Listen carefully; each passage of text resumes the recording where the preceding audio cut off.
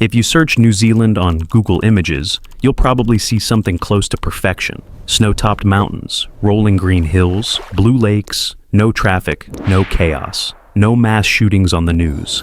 It's the kind of place that feels almost made up. A country that seems to have everything we keep saying we want in America. Peace, safety, equality, clean air, beautiful nature, and a government that actually functions.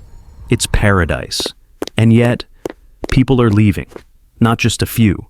In fact, New Zealand now has one of the highest emigration rates in the developed world. More than 10% of everyone born in New Zealand now lives somewhere else, mostly in Australia. And it's not retirees or the poor who are leaving. It's young, educated professionals, the very people a country depends on for its future. So why would anyone abandon a place that looks like a dream? To understand that, you have to understand what happens when paradise meets economics. Let's start with the basics. New Zealand has just over 5 million people, about the population of the state of Colorado. That's it. And it's about as far away from the rest of the world as you can get. That isolation is part of what makes it so peaceful, and part of what makes it hard to live there. Because when you're that remote, everything costs more, and scaling industries becomes almost impossible. Think about it. Why would a global bank open its Pacific headquarters in Auckland instead of Singapore or Sydney? Why would a tech startup base its data center on an island that's 1,000 miles from its nearest major market? Exactly. It's not that New Zealand isn't advanced. It absolutely is. It has modern infrastructure, high education standards, and an egalitarian culture. But being small and far away means that big, competitive, high-paying industries don't really take root there.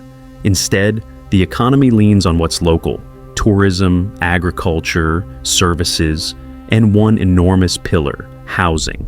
Real estate has become New Zealand's obsession. Buying houses, selling houses, building houses, financing houses. Together, all that housing activity makes up roughly half of the entire economy. When half your GDP revolves around land and construction, you end up with exactly what you'd expect: insanely expensive homes. In Auckland, the median home price recently hit over 10 times the average annual income. By comparison, the US ratio hovers around 5. For a young person fresh out of college, owning a house isn't just hard, it's borderline impossible. Even rent has become unmanageable. The government has tried things like banning foreign buyers, but it didn't change much. Before the ban, foreigners made up only about 3% of buyers, and Australians, the biggest foreign group, were exempt anyway. And because of close economic ties between the two countries, Australians with more money can easily scoop up property in New Zealand for vacation homes or retirement. So you end up with this paradox: a country that looks empty but is too expensive to move into. It's kind of like if Montana had LA home prices. New Zealand's other major industry is agriculture. It's one of the most agriculturally productive countries in the world, exporting dairy, meat, wine, and fruit all over Asia. That's great for trade balances, but it doesn't create jobs for college graduates in cities. And even on the farms themselves, technology has replaced most human labor. Modern Kiwi farms are among the most mechanized on Earth. With the right equipment, a handful of workers can manage thousands of acres. So if you're a young professional who just spent 4 years getting a degree in design, tech, or marketing, where exactly do you fit? The uncomfortable answer is you don't. Here's what's fascinating. If you ask New Zealanders why they leave, they don't talk about how expensive housing is. They talk about opportunity. It's not that life in New Zealand is bad. It's that life elsewhere feels bigger. Australia, for example, has large metropolitan cities like Sydney and Melbourne, global companies, more jobs, and higher pay in many fields. And because of an open border agreement called the Trans-Tasman Travel Arrangement, New Zealanders can live and work in Australia almost as easily as Americans move between states. Same language, similar culture, higher salaries, more career paths. Why stay when leaving is that easy? This is the part Americans will recognize instantly. It's like when people move from small towns in the Midwest to Los Angeles, New York, or Austin. Not because home is bad, but because they crave possibility. New Zealand's big city dream just happens to be in another country. As of 2025, about 600,000 New Zealand-born people live in Australia, more than 10% of the total New Zealand population, and only around 90,000 Australians live in New Zealand. Most of those Australians are older, wealthier, and retired. So, what's happening is simple. Young, skilled workers go one way, rich retirees go the other. It's a demographic drain that's hard to fix. To plug the gap, New Zealand brings in immigrants, mostly from Asia. But many of those new arrivals also end up moving to Australia once they get citizenship or permanent residency. So New Zealand has accidentally become a kind of launch pad to Australia, a beautiful, peaceful stopover for people on their way somewhere else. For the people leaving, the decision is bittersweet. Most Kiwis adore their homeland. They love the lifestyle, the beaches, the culture of fairness. But there's also frustration, this sense of hitting a ceiling too early. You can be talented, hardworking, ambitious, and still find there's just nowhere to climb. So they pack up and leave, sometimes telling themselves it's just for a year or two. But once you settle into a bigger economy with higher pay and more opportunity, going back starts to feel like moving backward. You'll hear similar stories in the US.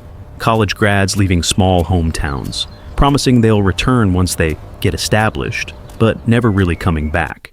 The difference is, when Americans move to another state, they're still contributing to the same national economy.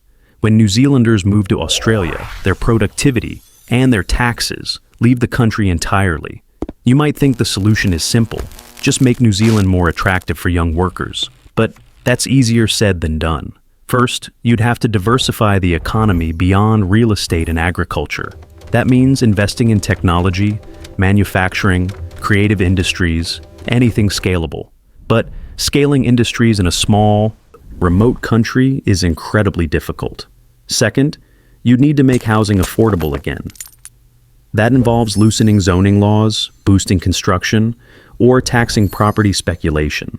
But housing wealth is deeply personal. Half the country's economy depends on people feeling that their homes will keep gaining value. So politically, any move that might lower prices is toxic. Third, New Zealanders actually like their freedom to move. It's hard to rally political support for restricting migration to or from Australia when that same freedom benefits so many families. And finally, many who leave don't leave forever. They often come back later in life, with savings, experience, and sometimes an Australian accent.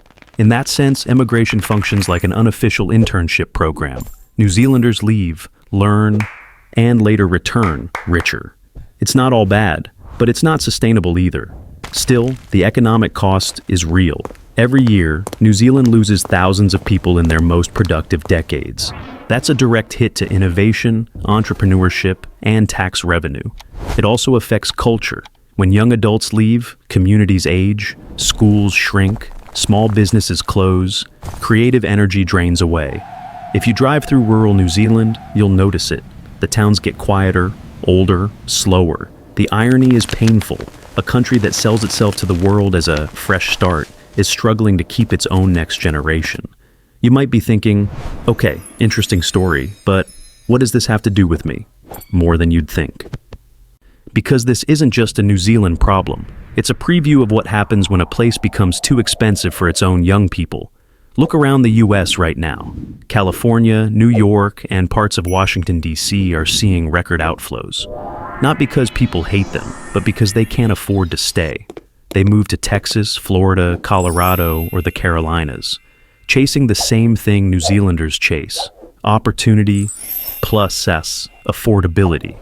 When the cost of living outpaces wages, when innovation slows, when housing dominates your economy, you start exporting people instead of products. Sound familiar? New Zealand is basically a micro version of what many American states are experiencing on a much larger scale.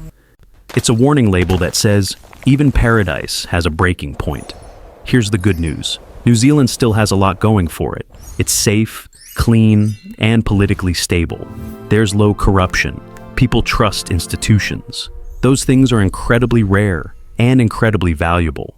They're the same soft assets the US sometimes takes for granted: social trust, relative stability, and the feeling that life will mostly work out. That's why billionaires buy New Zealand property for doomsday bunkers. It's not just the landscape, it's the reliability.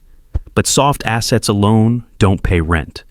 They don't keep engineers, scientists, or teachers from leaving if they can't build a life there. And that's the real challenge, turning paradise into a place where people can actually grow. Probably, but it'll take courage. The government could leverage its low debt to GDP ratio to invest heavily in housing and innovation. They could tax property speculation to cool the market. They could push incentives for tech, clean energy, or film production. Remember, The Lord of the Rings was shot there. They could even market themselves as a global hub for remote workers, selling quality of life instead of scale. But doing any of that requires disrupting the status quo, and in a small, consensus-based democracy, disruption moves slowly.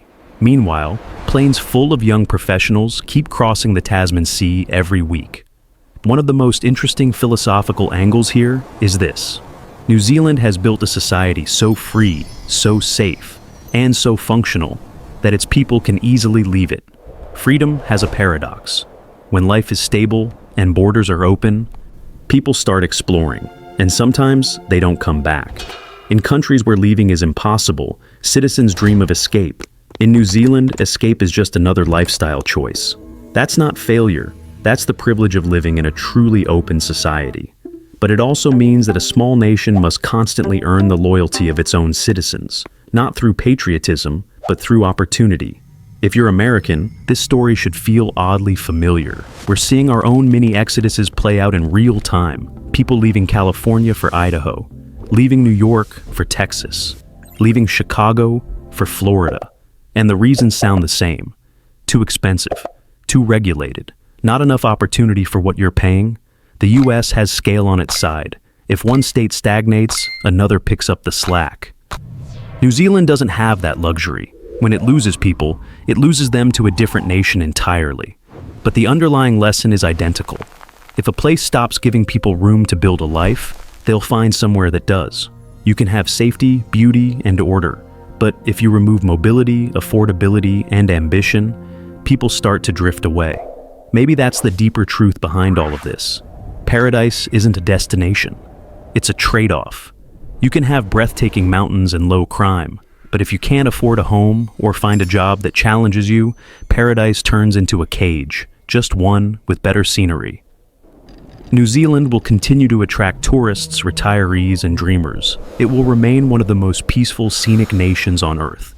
But the question facing its next generation, and, honestly, ours too, isn't where is the nicest place to live?